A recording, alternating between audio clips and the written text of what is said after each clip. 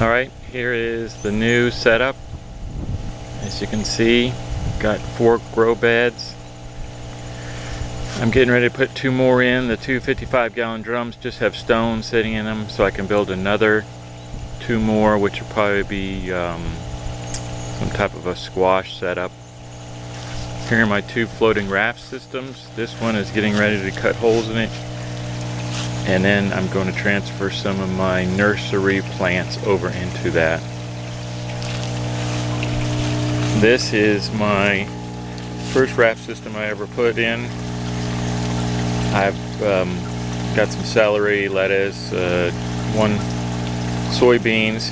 Mainly I'll test to see how the different ones grow. I had originally at the beginning of the year I had lettuce and Swiss chard in here, which just absolutely took off. The whole thing was completely filled.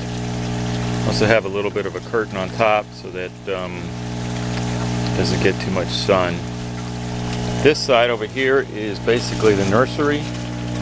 I put vermiculite and then I just fill them up with seeds, mark them, and then let them grow out. And after they start to grow a little bit, I can wash the vermiculite off of them and transfer them over into the different buckets.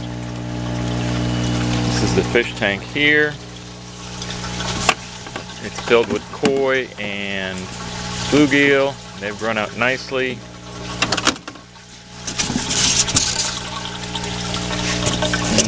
Kind of see, I just cleaned it out, so now it's all messy. There's 275 gallons of water there. These are my different setups. The large green tank in the back is a biofilter. The small green one in the front is an overflow filter in case rain or one of the pumps has problems with pumping and pumps too much water in. It'll go into the overflow and then just drop back down into the sump tank. The sump tank is a full 275-gallon IBC that I buried. It's got a couple of small koi in there. I just let them swim around, feed them a little bit. Here's my 2 grow beds. The stone, they used to have the gravel in them, but the pH is always constantly high. I put this gravel in, the river rock. Now my pH is a constant 6.5, somewhere around there.